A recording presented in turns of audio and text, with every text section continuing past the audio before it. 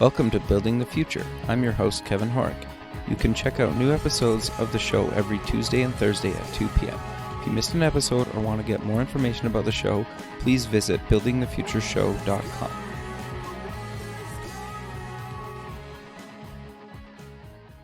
Welcome back to the show. Today we have Roy Andersen, global educational consultant and author. Roy, welcome to the show. Thank you, Kevin. Yeah, I'm excited to have you on the show. I think what you are doing is really interesting. But before we maybe get into that, let's get to know you a little bit better and maybe cover your background and kind of where you grew up. Yeah, okay. I was born in Liverpool in England. Okay. I went to school there. Okay, so what did you kind of take in university then? Well, what happened with my school life is that I kind of was always center, always average. I never got more than about 6 out of 10. Okay. I didn't understand why. I thought I was doing the right thing. I tried to smile in the right way, but I never got 7 or 8 or 9, and 10 was way beyond me. Okay. And then suddenly I did the final examinations, and I got this piece of paper back which said you, which meant unclassified. And this was so low that they couldn't grade me. So I was basically illiterate. Then I left kind of with a shock because they'd said I was average throughout all the school grades and classrooms. So it was kind of a shock to fail everything. And then, then I did various jobs, and then I went in the army for a bit, and that really changed my life. We were on this training course, and we came to this cross country. We came to this big hill, and the sergeant said, "Okay, you have to line up in threes, and the last one up has to do it again." And we just run, like a long way, and heart beating, heaving, things like that. Sure. And we started running up this hill, and I was first, and then somebody overtook me, and then suddenly the guy behind pulled me down, and he overtook me. And when I got to the top of this hill, I couldn't say, it's not fair. I had to go down and do it again. And I thought, there's no way I can keep doing this. It's just not possible. So when the green light went, I made sure I got to the top.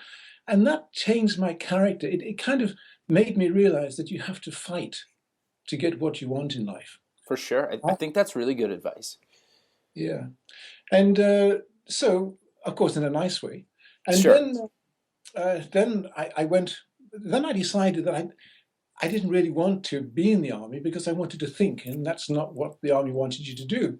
So I made a lot of friends there, and I really liked it, but I thought it's not what my heart wants to do. I want to go back to school. Okay. And I couldn't work in the military mind, so I wanted that freedom.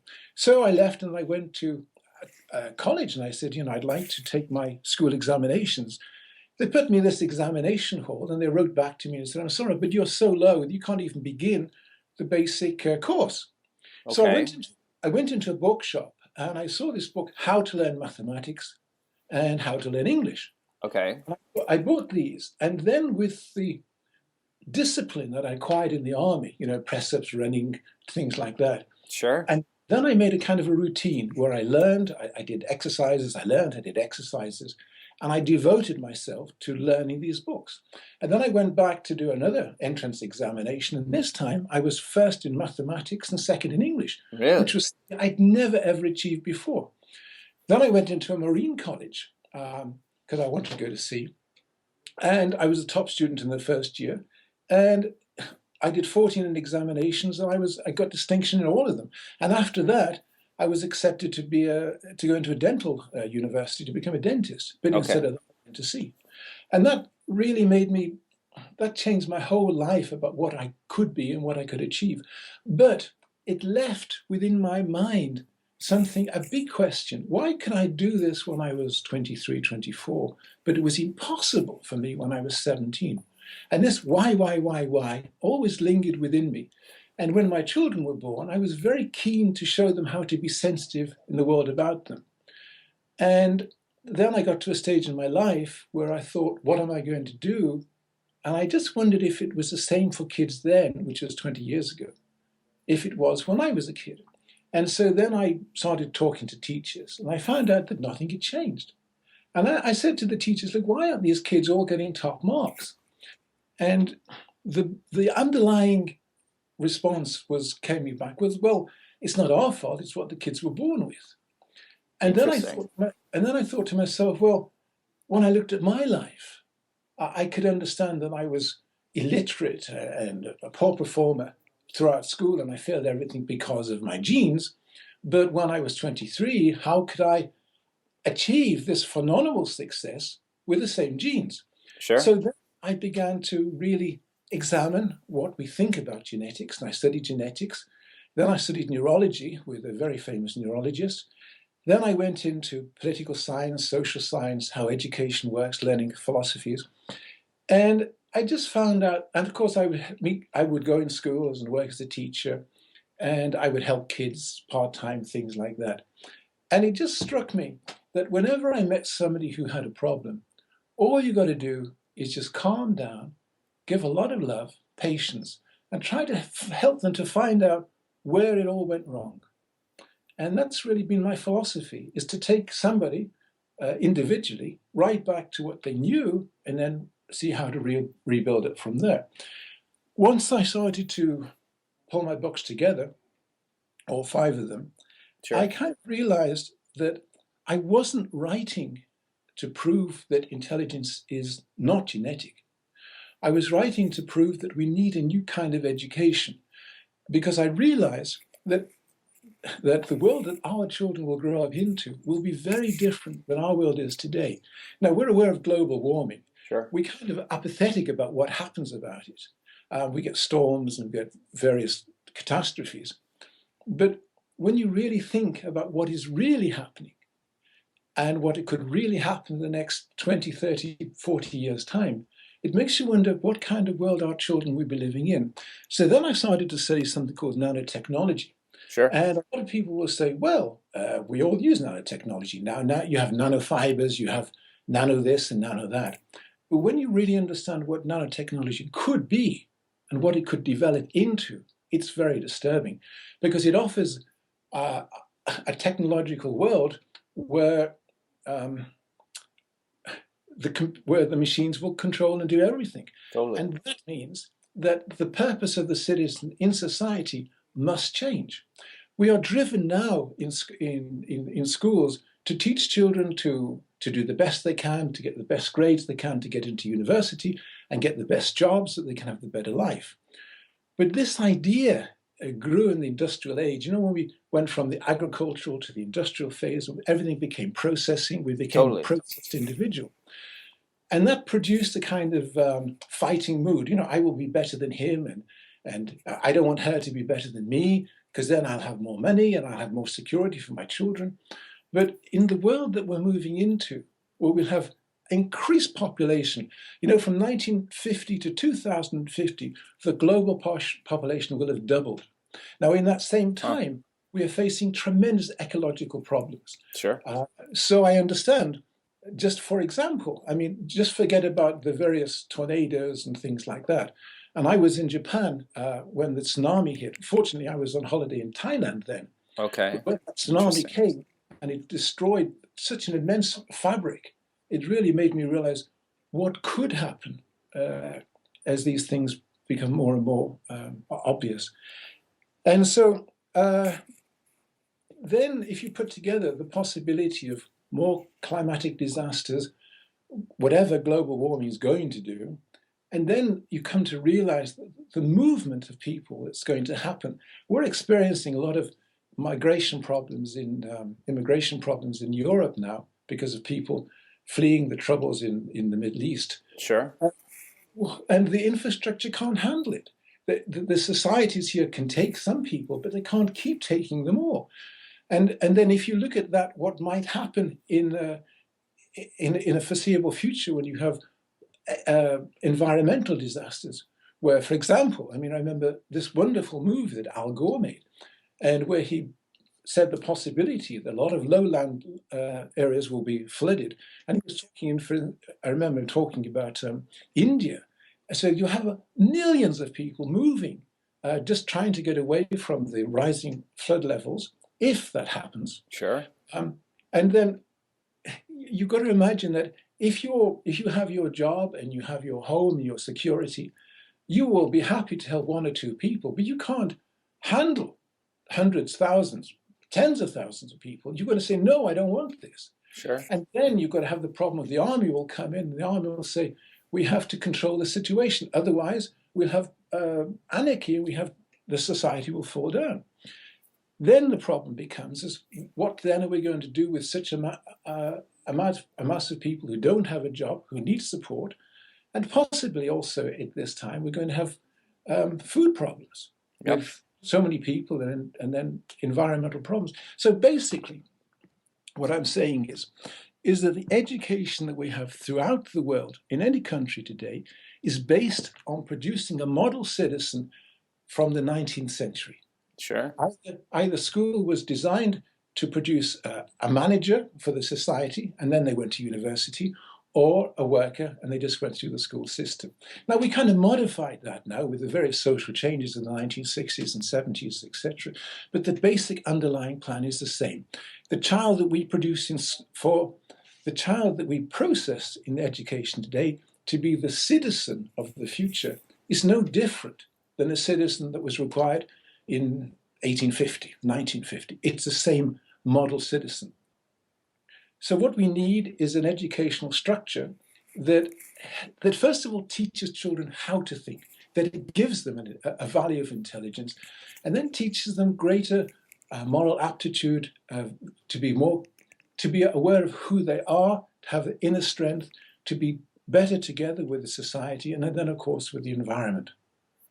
No, I 100% agree with you, and I think it's interesting. Like, two reasons that I kind of wanted to have you on the show is obviously I like your opinion and your education on kind of the way we should be educating kids. But I think your story and kind of your background, because I think there's a lot of people that are coined by society sometimes to say that you're not going to be anything or whatnot, and you hustled and you basically proved them wrong, right? And I love that about you. And I think the other thing that's super important is you're right, that education comes in kind of different ways. And now that the world is such a small place, that we need to stop thinking about kind of our own city or country and think about the world as like a global kind of thing, just because, well, everything's global nowadays, right? Like you can get anywhere within, a couple days of flying or, just through the internet. Well, I'm in Canada right now. You're in, the UK, and it doesn't even, it's like we're having a conversation side by side. It doesn't even really matter, right? It's such a small world now. Yeah, I mean, it took me 20 hours to be in Tasmania. Sure. It's not, it's just a few hours travel. Yeah. So go ahead, sorry. No, it's okay. So what struck me when I began to examine why we think intelligence is inherited, then I became involved in a kind of political intrigue in the 19th century. And what I realized is that, it's the winners who write the history books. And so in the Western society, we're told about various campaigns and military leaders and people like that. And we're made a kind of aware of the social change that evolved because of the Industrial Revolution.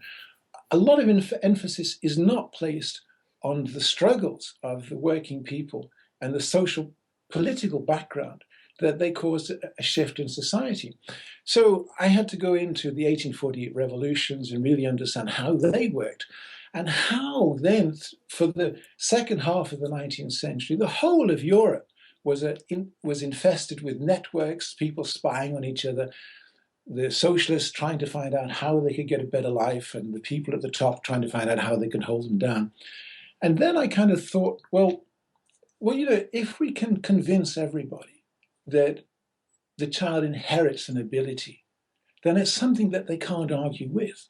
And it gives everything a kind of a stability.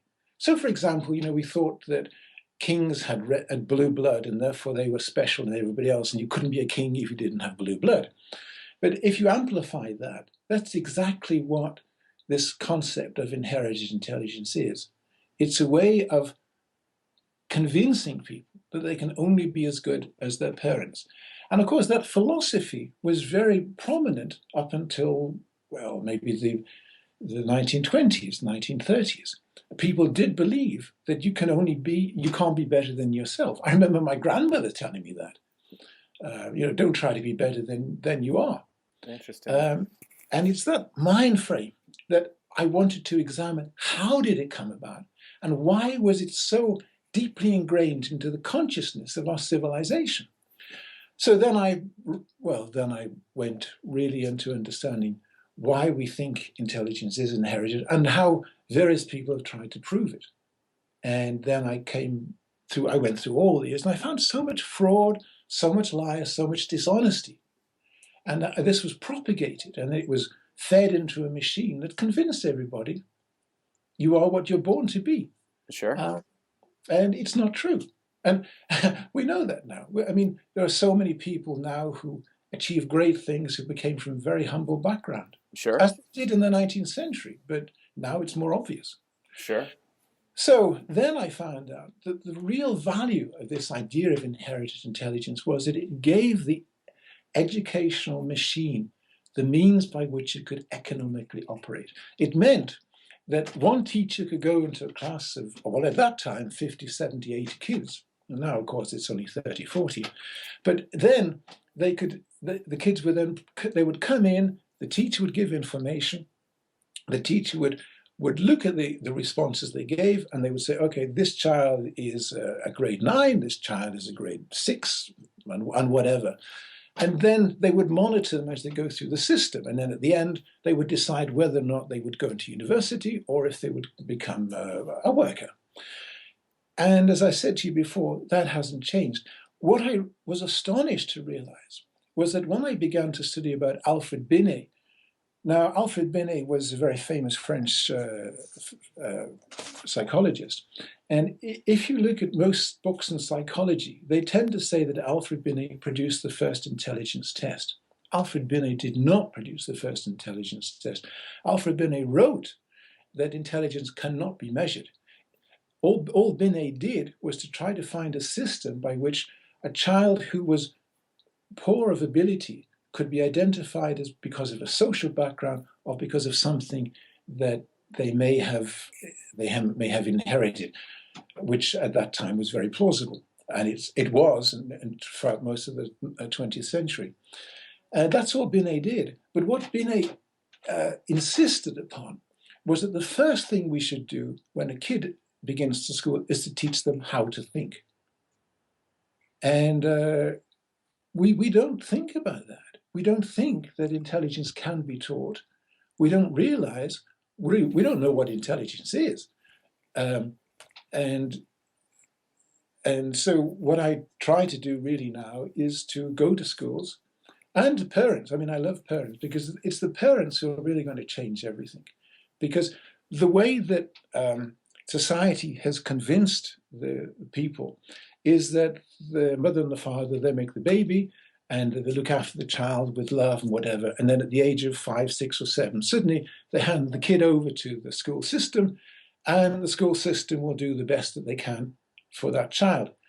The reality, of course, is that one human being called a teacher has to struggle with what they get, what society gives them, and they're breaking down. We know now that teachers are just leaving because they can't handle the bureaucratic stress placed upon them and the kind of kids that the society is giving to them.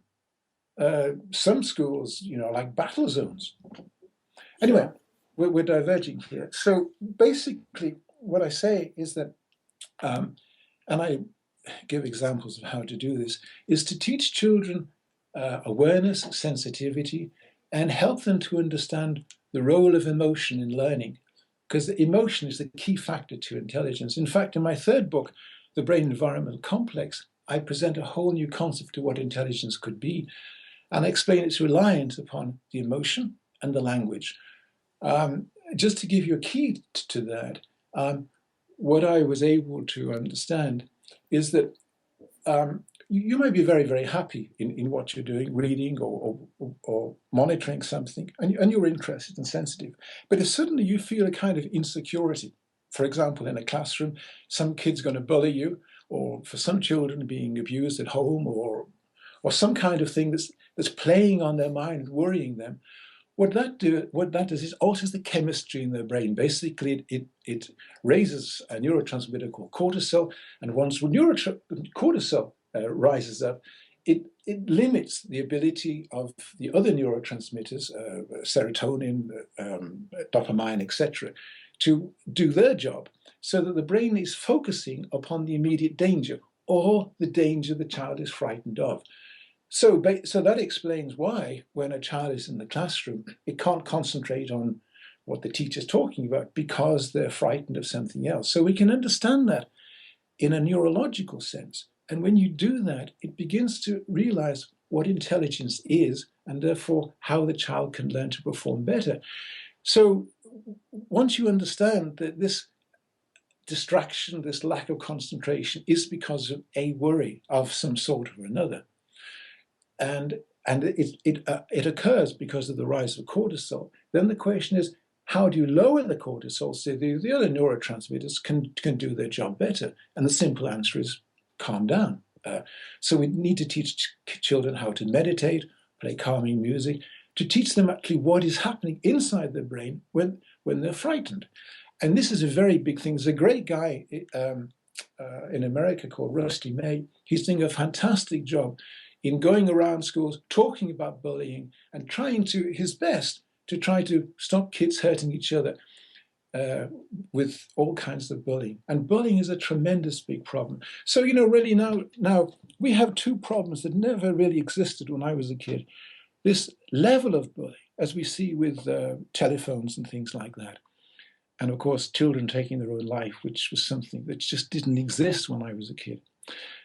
And the big problem with kids playing video games. I meet so many parents who are really deeply stressed, worried, concerned, because they can't control their children playing with these, they call them divil boxes now, because it does two things. It causes the child to be very insular. They don't want to share their feelings with other people because their feelings are losing inside a game.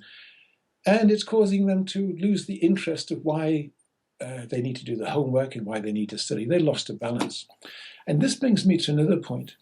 With so many teachers now beginning to find other jobs to look for because of the stress within school. And for example, in the UK last year, we had 40% of new teachers just left. After 12 months, they said, wow, this isn't what I want. So they'd studied, the university, whatever, for 3 years to do this job. And they'd gone to practice sessions. But when they began the job, before the 12 months were out, they changed. They'd gone 40%, bam. Now, I know from friends in America, it's very similar there. And as I found out in Denmark and other places too. So we need to consider more really the stress that the teachers are living through that's taking away their happiness.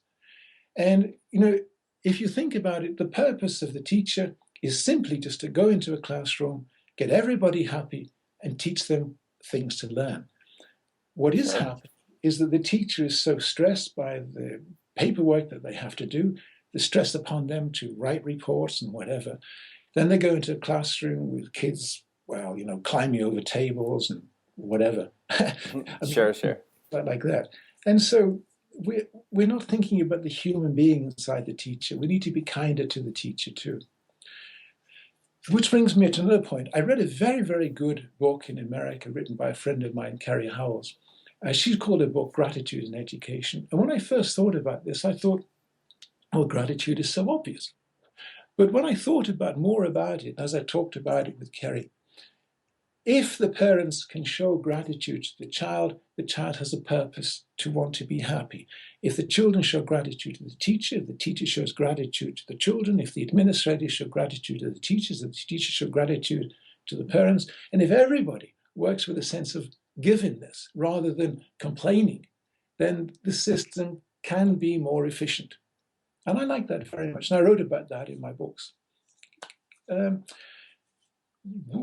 So basically, what I try to do now is I try to get people to read the books that I've written, spent 20 years writing. And I go around and I talk to parents and to teachers. And I try to explain to them the need to teach children how to think when they come into school. I write about a very good man in America in the 1920s who had the idea of not teaching children arithmetic, but instead teaching them how to reason.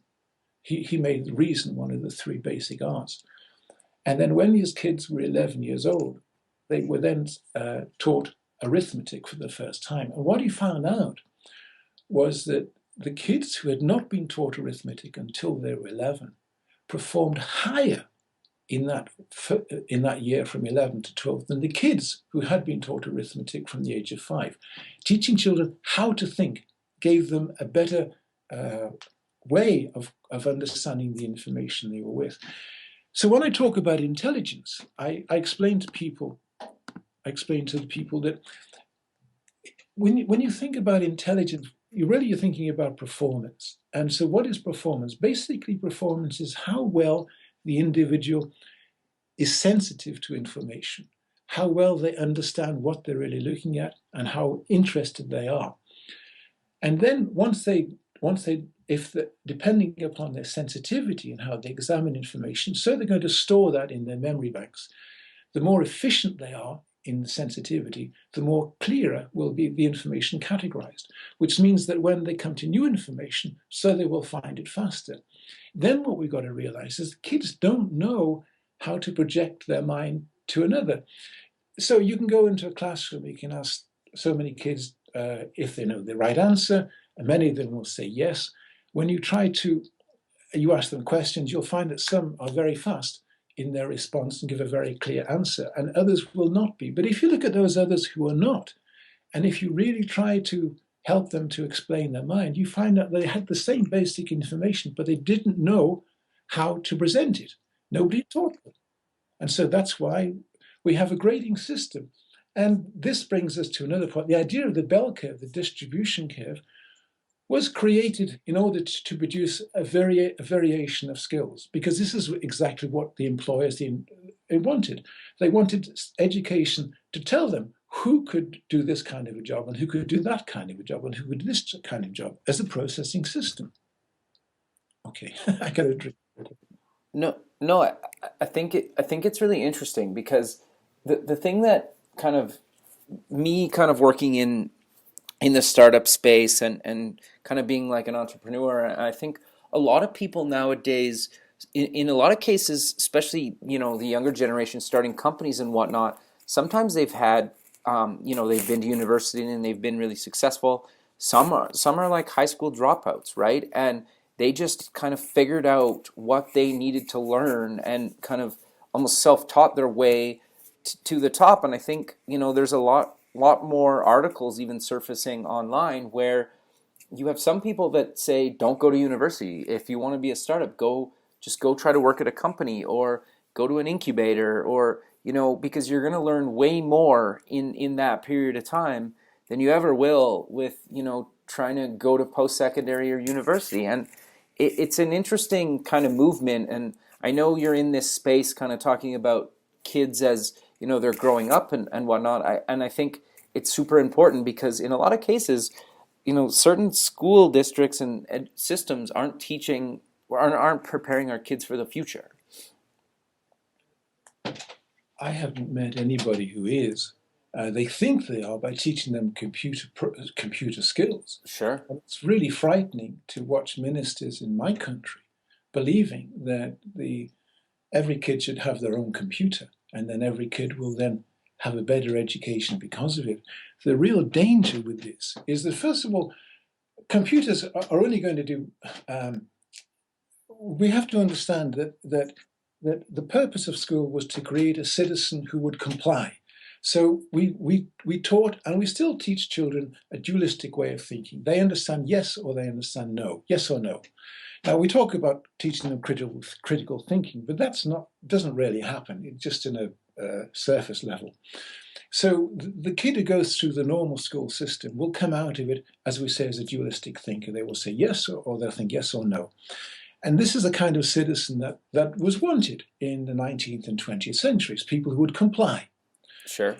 And then those who managed normally for financial reasons, were able to get into university, they were taught skills of how to reason. They were taught how to think. And so then we, well, for most of the previous century, we were still producing a small element of people who were taught how to think, and a large element who were not. And this idea then that people have is that kids got to go to university is lingered with us. And of course, a huge industry has grown out of that. And now we have so many kids who naturally think, oh, I'm going to go to university. And of course, this is a big con, because now they have to borrow the money, or the parents have to borrow the money to send them to university. And we've got so many people coming out of university now that a degree, apart from a special subject, means nothing. Yep. So you've got kids stacking shelves with a degree. Yep. And then, of course, they have a lifetime debt to pay for it. What we really need to do is to understand the purpose of the citizen in society, how to make a society more secure and more happier, so that the basic people are content within it. We need to hold on to the idea of democracy. It's a beautiful idea. And with the way that our technology is rising, the pressures on society, we kind of got to be very careful that we hold on to the basics, which is the human being in the society. And that's got to do a lot with love. The more love we give to kids, the more they will value it when they become a member of society. Sure. No, I think that's really good advice. But maybe let's kind of cover, you have 5 books you've written. Do you maybe want to give kind of a little bit of an overview of, each book and kind of what each book covers? Okay, thank you. The first book is called The Illusion of Education. We've kind of covered some of this. The illusion of education explains why we think education is equal today. It explains why we do not teach children how to think when they begin school, as I've already indicated, because essentially the society believes the kids born with a quality of intelligence, and the school system merely processes that. So the illusion of education opens up to why we have education. And it looks at some of the problems like bullying and how that can be controlled. And then it introduces this nanotechnology I mentioned a little bit before. And then it really goes back into the kind of problems that we had. In America, we had this fantastic guy called John Dewey. And he had the great idea about how children should learn, but he wasn't given the platform. It went to other people like Thorndike, who did experiments with rats to find out how children should learn, which of course enabled the production system of mass-producing children for a mass-producing society. And then the book moves on to the political problems in the 19th century to begin to understand why we think intelligence is inherited. Sure. Okay. Go ahead, sorry. No, that's right. So that's the first book, The Illusion of Education, How School Designs the Ability of the Citizen. That's book 1. Sure. And then book 2 is The Hidden Secrets of Intelligence, Unveiling the Greatest Myth of Our Time. And here I go way back to Newton and Remark, and I explain how the idea of being able to evaluate intelligence in a population grew, and then how it was tried to be measured. And I talk about people like Henry Goddard in America, Vineland Institution, how he created the idea of the term moron, believing it was inherited, and how that created a political program to force over 100,000 people to be sterilized, when there was really nothing wrong with them at all. They just didn't fit into the political structure at the time. And then we go through people like, in England, Cyril Bird, who for 3/4 of a century deliberately lied and falsified programs and reports to support his view of right-wing politics, which essentially was that the kid inherited their intelligence, and that if a poor kid should not be sent to a better school because they'll just be wasting government money. And for 3/4 of a century, his philosophy controlled British education. Of course, at that time, Commonwealth education. Sure. That's sad. Yeah. but this book is full of instances like that. For example, Henry Goddard created a belief in inherited ability by creating a story of the Kallikak family, and he produced photographs of people who looked feeble-minded, and he was able to say, well, like, these people are feeble-minded because they inherited it. But what I was able to uncover, along with other people, was that this was all a big con. He lied about it. He falsified the photographs. This before Photoshop. He took these photographs and with an etching knife, he distorted the images of the people to make them look as if they weren't normal. And wow, interesting. But God was one of the founders of psychology in America, and the work that he did was built into the structure of global education. And then we go through about the IQ test and how that came about, and how people like Terman falsified what Stern did, and how Stern falsified what Binet did, and we go on through like that. And then at the end of the book, we come to really try to understand what genetics is, and how one of the founders of genetics, a Danish man by the name of Johansen, really objected to the way that psychology was trying to say that intelligence is inherited.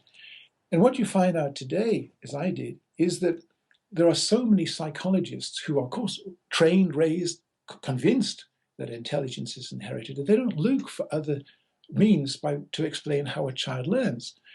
And on the other hand, geneticists, the ones that I've met, will say, no, you can't say that intelligence is inherited individually, because you cannot go from the population level to the individual level. The environment is so diverse, you can't measure it. It's impossible. And of course, if you just think about it simply, you may inherit the DNA, the genes, but for the genes to work, they have to create protons. And whatever chemicals in you've got your body at that moment is going to change the protons. So you have a cup of coffee, your protons will change, and that'll change the ability of the genes. Anyway, the book explains that, and then it comes right down to the very end to what we call transposons. And this has come out within the past 18 months. In every cell of the body, we have a nucleus. Within the nucleus, we have DNA. But also within this nucleus, we have ancient genetic material going way back to Adam and Eve, or the first Homo sapiens sapien.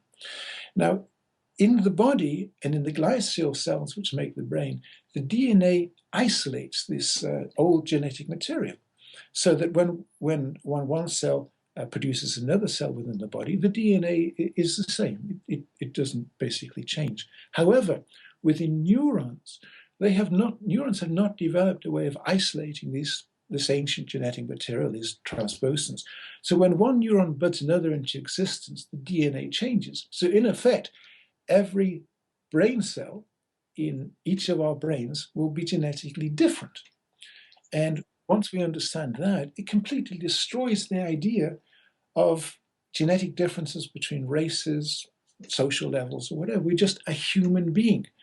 And what I really tries to, just hold a minute. So we go into the third book, The Brain Environment Complex, in search of a new understanding of intelligence. And here I devote some chapters to neurology. Now, what really struck me was that in the very beginning, I knew that I was going against what a lot of people believed in.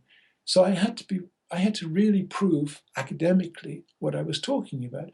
So these books really have a lot of citations, a lot of reference points, and they are academic, but I wanted really them to be read by parents. So I wrote them in a way that the normal parent could enjoy reading them and not get bogged down with science books. Sure. And in fact, one teacher from Israel, she wrote to me that she said this book is like a Bible and everybody should read it. But she said also it's like reading Jane Austen. It's a lovely story to read. And a lot of people say that they enjoy the way that I've tried to write the books, because I wanted the parents to read them and enjoy them. And then, so this book goes through a bit of neurology, explains how synapses work, and it also explains how a neural network builds up. And once you understand that, so you will realize the importance of sensitivity and how the information affects the brain. And then it goes on to explain a little bit about how the brain forms and how the sensory systems build up, not from a genetic plan, but from a genetic key that enables the environment to build up those systems. And that really begins to make you realize how important the process of intelligence is developmental. Then I go into the fourth book, Mediation, Crafting the Intelligence of the Child in Home and School. And here I amplify more of what I did in the third book by explaining that intelligence is dependent upon two factors. It is emotion and it is language. And emotion is the emotional sensitivity of the human being to feel secure and happy with those people about them and how they interact with information. Once they are secure, once the level of emotion is stable, their ability to interact or to integrate with the environment will be dependent upon the quality of language they've got. And what we find out is that professional parents normally teach their kids a greater vocabulary before they go to school than working class parents. And that everybody loves their child and everybody believes that they're doing the right thing. But the better educated people, they are naturally teaching their children a greater vocabulary, they're more sensitive with information, and they're teaching them skills, naturally, not necessarily without thinking about it, that many of the people are not aware of. And Okay, nobody interesting. realizes this until day one at school, when suddenly the primary school teacher or whatever is confronted with little kids, 5, 6, 7 years old, who appear different. And it's from day one that normally the kid will move through the system as they began, except unless they meet some nasty little person who's going to bully them and terrorize them and then cause their concentration levels to go down, which of course raises the cortisol level in their brain and causes them to worry and to focus on the wrong thing instead of being happy and their schoolwork. And then at the end of the book, I devote one chapter to a wonderful man I worked with in Israel called Reuven Feuerstein. And Reuven, he came from Romania, and at the end, during the Second World War, he went to Israel because he was Jewish. He died last year. And he was confronted with so many children who had come from these concentration camps, these death camps, and they couldn't learn. And psychologists were rubber stamping them, saying, stupid, low IQ. And he thought to himself, well, why can't these kids learn? And I have some photographs here, and you can see that these children are so emotionless. They're just like a zombie. So he then created this system of cognitive development, which is really wonderful. And I worked with this, and it's a Feuerstein cognitive training system. It's really very, very good. And I advocate that people should know about this system and use it. It does help to raise intelligence at all levels. I mean, I used it with managers in banks in Denmark, not just kids. Interesting. Everybody can learn to develop their intelligence. And this is a very good system to use it. His son, Rafai, is now taken over, and I understand this is a global organization, and they do a lot to help kids to learn better. And then the book kind of winds off there. And then we go to the final book, Preparing Education to Serve a New World. And here I introduce, first of all, the kind of things that's going wrong with the way teachers teach children.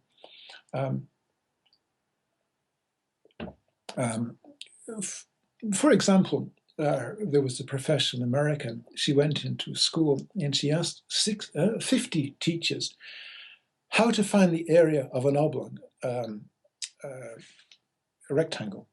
And not one of the 50 teachers knew how to find the surface area. yet they were teaching mathematics. And of course, they would make various excuses, but the question comes down as they didn't really know what they were doing with this subject. Then how can we teach kids if the teachers don't really know? So then in that book, I suggest the probable reality of nanotechnology. Now, Sure, it's interesting. we have to think that everything in our world right now is Sure. is fashioned by the mass movement of molecules. We take iron ore, we melt it down, we make steel, we bend and we cut the steel and we make a car. We take oil from the ground, and with temperature we make it into plastics. So by thermal changes, we move masses of atoms and molecular structures to create our world. Now, the idea of nanotechnology, and it is developing, is that there will be a machine with a sensor and a controlling arm controlled by a computer. Now, this machine will be so small that you can imagine 1 million of them in a very, very small spot in your arm. These machines then would then go into any structure, rock, soil, clay, mud, whatever, and then be able to identify individual atoms within that structure. Then they would then separate these atoms. Another machine would then go in called an assembler, and then would then reconstruct these atoms to create a product according to the design of the computer. So essentially, one machine would then go into a substance, and then mass produce a number of machines, like very, very fast, incredibly fast. The idea then is that by a computer control program, these machines will then link together to create the fabric of an object. So you might have a cup on your table. That, instead of that being made of clay, would then be made of little nano machines, all held together by a computer program. Now, by something called machine phase system, if you then change the computer program, those machines would come apart and make something else, perhaps the table that you're actually working on. Once this technology becomes more real, and there's a tremendous money being placed into it, it means that the economic base of all countries will change, because they will no longer be reliant upon what they produce. So it means that in some time in the future, people in, for example, the Sudan could have the Sure. same kind of life opportunities as the people in the middle of America, because the natural resources are different. This then, of course, means that if you consider all these other factors of we mentioned before global warming and mass populations and economic problems and political problems, that we're moving towards a sort of global administration where we identify with an organization that tries to control the planet in a better way than we are individually doing it politically. If and when we move into that kind of situation, we're really going to need a different kind of citizen. And this citizen is going to be one of higher reasoning ability, so they do not react so much on their emotions, and they're not so controlled by little political programs, but they work towards the common good. And that's what education needs to do. To help it, I've devised a system of teaching, which I call the Andersen aptitude method of teaching. The aptitude of the teacher creates the aptitude of the student. And I've had a lot of success with this. And basically, it's based on the idea of being able to reach the heart and the soul of each child, to give them stability, interest, and inspire them to learn. So I like to think that we can teach intelligence through inspiration and compassion. And then to help the child of today live better in the world that they will live in, I've suggested a new curriculum. So we teach children a greater awareness of the kind of world that they will live in, which of course will be more socially orientated. And this brings me right back to something I indicated at the very beginning.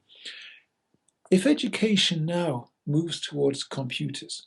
And if it thinks about replacing the human teacher with a computer program, and it is, of course, happening, what we're doing is we're depriving children of this peer relationship, the ability to express their feelings, to ask questions, to know how to understand another human being. And this is the big danger. We need to have citizens in the future who will work with the technology, but understand the value of the human being within it. It's not difficult now to go to somebody who looks at a computer screen and just reads out and say, yes, you can have this. No, you can't. Goodbye. We have to change that, Yep, you're right. It's interesting. No, yeah, but no, this has been awesome, Roy, but sadly we're out of time. So maybe let's close the show with kind of mentioning where people can find yourself online. My daughter has made a fantastic website for me. It's called www.andersenroy.com, and that's spelled ANDERSENROY.com. And my email address, I have two, and I would love to hear from parents, teachers, psychologists, politicians, whatever, is royandersen95@gmail.com. And that is Romeo Oscar Yankee, Alpha November Delta, Echo Romeo Sierra, Echo November 95, ROYANDERSEN 95@gmail.com. Please, and I'm also on LinkedIn, Roy Andersen, and Facebook. And I've made a group that I call Changing the Future Through Education. I would really love to hear from anybody. Awesome, Roy. Well, that's great. I really appreciate you taking the time out of your day to be on the show, and I look forward to kind of staying in touch with you and seeing what happens, right? Yeah, thank you, Kevin. I really appreciate this. Great, man. We'll talk soon. Thanks again for doing this. Thank you, Kevin. Okay. Bye-bye. Bye. Bye-bye.